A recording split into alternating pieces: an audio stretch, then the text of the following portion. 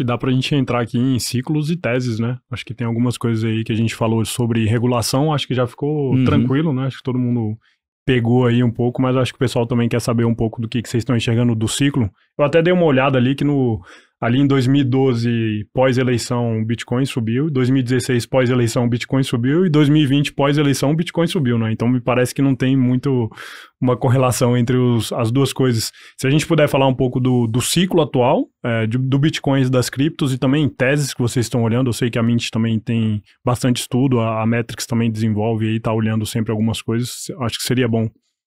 Cara, olhando assim em retrospecto, até uma coisa meio engraçada, né? Porque quando você pensa no Bitcoin, na criação do Bitcoin, parece até que o criador sabia tudo que ia acontecer nos próximos ciclos e como, assim, o halving, que é esse evento em que a produção diária do Bitcoin cai pela metade, casaria com esses momentos de ciclo de expansão monetária no mundo inteiro como um todo, né? E, assim, olhando um pouco mais para a tese, a forma que a gente está enxergando esse ciclo agora no momento, me parece que a gente está bem longe de um topo, pensando assim, acho que tem algumas pessoas, alguns até mesmo gestores de investimentos, muito mais a turma que não é muito otimista com cripto, acho que a gente já pode até mesmo ter feito topo, acho que a gente ainda está bem longe disso, eu acho que até o movimento que a gente teve agora ao longo de final de 2023, agora 2024, puxado muito também pela correlação aí com o que a gente tem de Big Tech lá nos Estados Unidos, isso acabou trazendo um pouco mais de capital de risco também para a cripto como um todo, mas surfou muito essa especulação de uma entrada de capital muito grande através dos ETFs de Bitcoin. E esse fluxo realmente veio, né? A gente já viu mais de 18 bilhões de dólares entrando ali dentro dos ETFs de Bitcoin, e esse é o principal driver que a gente teve de preço para o mercado como um todo, aí pensando num espaço de tempo de 1 ano. Desde o momento em que a aprovação vai acontecer, todo mundo começou a especular em cima disso, a aprovação aconteceu, e aí veio a segunda leva, que é realmente quando o fluxo começa a acontecer. O grande ponto, e que a maior parte das pessoas, e muita gente tem perdido bastante dinheiro com isso também, é uma coisa que a gente fala muito nos nossos conteúdos, é o seguinte: a forma que o mercado está desenhado hoje, quando a gente pensa no investidor institucional que estava ali, cara, com Fed Funds Rate acima aí de 5%, ele olha assim para a cesta inteira de cripto, cara, é difícil você alocar, né? Então, assim, você, em tese, não deveria ter visto talvez o Bitcoin fazer esse movimento tão agressivo de alta que a gente teve aí no começo do ano, se não fosse por conta dos ETFs. O grande ponto é, esse produto veio e agora a liquidez entrou primordialmente através do Bitcoin. Então, assim, acho que assim como em outros ciclos, puxado inicialmente por conta do Bitcoin, e tem muita gente que realmente acabou dançando um pouco a dança das cadeiras com as altcoins, tentando pular de uma cesta para outra, tentar ganhar esse resultado, e acabou sofrendo muito porque o fluxo majoritariamente tem vindo através do Bitcoin. E a gente teve essa primeira leva, e para mim agora a gente começa a realmente dar os próximos passos para entrar na segunda. E de novo, vai vir puxado principalmente por conta de Bitcoin, pelo fluxo através dos ETFs, e aí a gente vai começar a ver isso dispersando para outros casos, a também depender um pouco da eleição. Quando a gente pensa em tese e ciclo também, bom, agora a gente teve a sinalização de que o Fed vai começar a cortar a taxa de juros nos Estados Unidos. Isso é muito bom para ativos de risco como um todo. Tá, óbvio, a gente tem vários riscos aí pensando no cenário macro, como por exemplo conflito geopolítico, mas para ativos de risco é muito bom. Então aí eu acho que começa a ficar um pouco mais benéfico também para esses outros ativos, essas outras altcoins, pensando um pouco de teses aqui, as principais que a gente defende, que a gente traz dentro dos nossos relatórios e também dentro das nossas carteiras, é muito mais voltado para a infraestrutura, e quando a gente pensa em infraestrutura, eu acho que para cripto e blockchain, a gente não consegue falar de infraestrutura sem falar dessas plataformas de contratos inteligentes, né, que hoje aí funcionam como se fosse realmente a internet para esse ambiente de cripto, né? Até a gente brinca que cripto não é o dinheiro da internet, e sim a internet do dinheiro.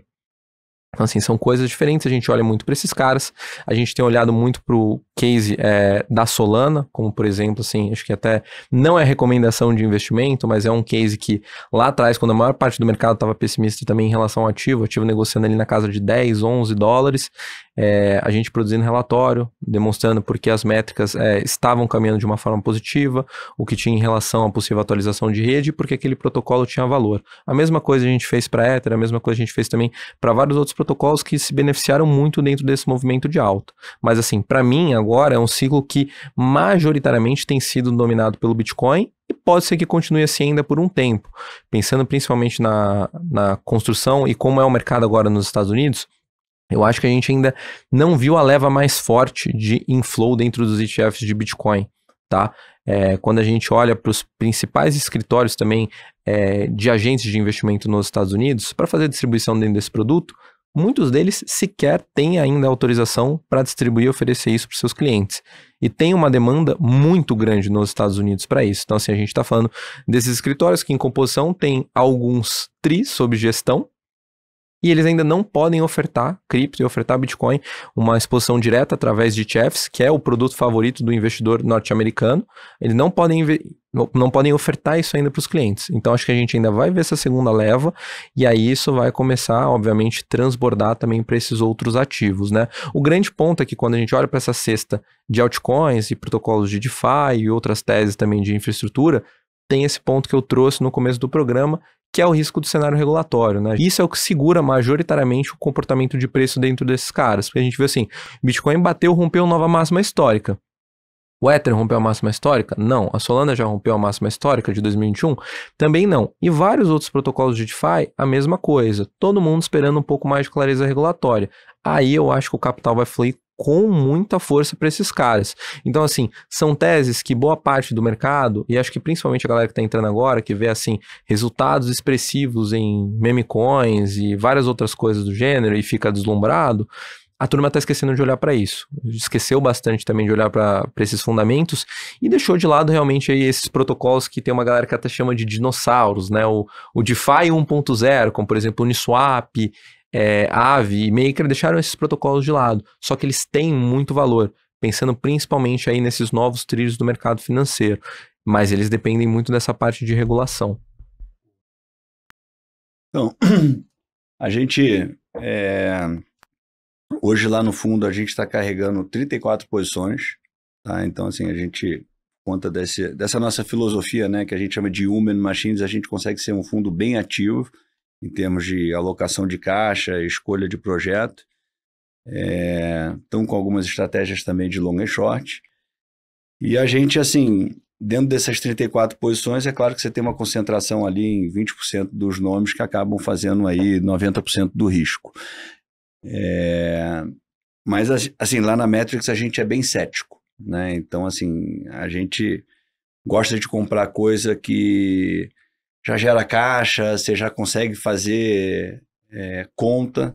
Então, assim, falando um pouco assim de nome, né? Você pega uma Uniswap, que é uma corretora DeFi, você consegue ali fazer conta. Fazer fluxo de caixa. Exatamente. Você pega uma Aave, que é um protocolo de empréstimo, você também consegue fazer conta. Mas assim, igual o Lucas estava falando, né? O mercado de cripto foi a primeira vez, né, que experimentou, né, um cenário de juro alto no mundo, né?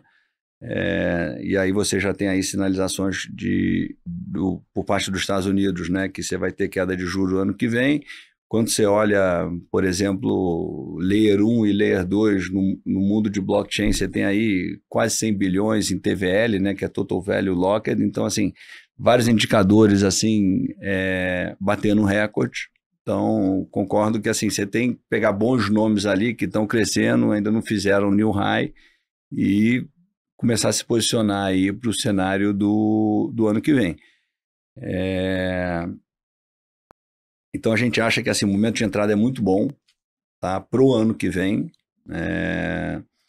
mas depois vai vir o inverno também, né? Sempre depois agora talvez o inverno vai ser menos rigoroso, mas vai ser rigoroso, talvez não vai cair 80, mas vai cair 60. Né? Por isso a nossa escolha é ter um fundo long bias para você poder comprar derivativo, fazer long and short, fazer caixa. Eu não estou a fim de chegar aqui e falar, puta, o drawdown do fundo foi ano passado 80%. Puta, eu não tenho estômago para isso, apesar de gostar de volatilidade. Se você gostou desse corte, certamente vai gostar do episódio completo. Então, clica aqui que você pode assistir ele na íntegra. Ou então, você pode clicar nesse vídeo e ver mais um corte desse episódio. Até a próxima!